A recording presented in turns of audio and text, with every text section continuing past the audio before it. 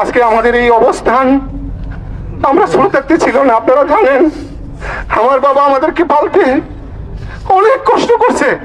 এই এলাকার মুরব্বিয়ান যারা জানেন এগুলা কোনো গল্পের কথা নয়। নিয়ে যাচ্ছে 2000 টাকার ভিতরে হবে। রাস্তা থেকে আমি এটা চিন্তা করতেছি, শুধু 2000 টাকার ভিতরে হবে। এর বেশি চাইলে আমি দিতে পারিনি, আমার বাবাকে দেওয়ার সুযোগ নাই। যে কাপড়ের কাপড়, যে আতপ, গোলাপ জল, যেইটুকু 2000 টাকার উপরে হবে না, এইটুকু আমাদের আল্লাহ আপনাদের দোয়া যাই দিছে, কিন্তু আমরা চাইলে বেশি দিতে পারি নাই। আমরা আমার বাবার রেখে যাওয়া আওলাদ বংশধর যারা আছি, তারা যেন আমার বাবার জন্য রাব্বে কারিমের কাছে যেন সেজদায় পড়ে দোয়া করতে পারি, আল্লাহ আমার বাবারে আপনারা মাফ করে দিন, আল্লাহ আপনি মাফ করে দিন। আল্লাহ আমার বাবা আমাদেরকে অনেক কষ্ট করে লালন পালন করছে, অনেক কষ্ট করছে।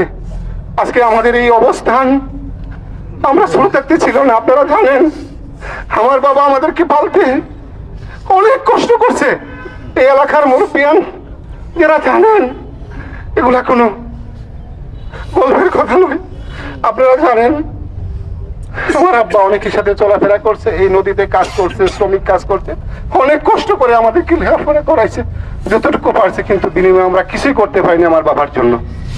কিন্তু আমরা যেন আমাদের ভাই বোন আওলাদ বংশধর আত্মীয় স্বজন সবাই যেন আমার বাবার জন্য একটু দোয়া করতে পারি, আল্লাহ যেন আমার বাবাকে জান্নাতুল ফেরদৌস নসিব করে। আমিন। আর আমার বাবার কাছে যদি আপনারা কোনো টাকা পয়সা পানা দেনা থাকেন, আমরা দয়া করে চেষ্টা করব আপনাদের দেনা পরিশোধ করার জন্য। যদি কেউ পানা থাকেন আল্লাহর রাস্তায় মাফ করে দিবেন। কথাবার্তার কারণে, কারণ আব্বা আমার আব্বা তেমন উচ্চ শিক্ষিত লোক ছিলেন না, সাধারণ মানুষ ছিলেন।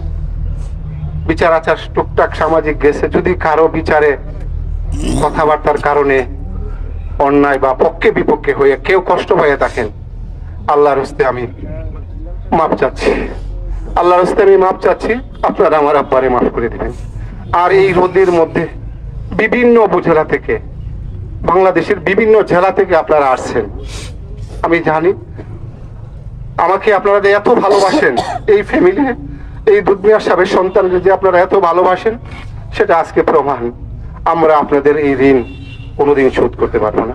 আমরা দোয়া করি যারা এই জানাজাতে উপস্থিত হয়েছেন, আল্লাহ যেন এই জানাজাকে ওসিলা করে আমাদের জিন্দেগির সকলের গুনাহ খাতা মাফ করে। আমিন।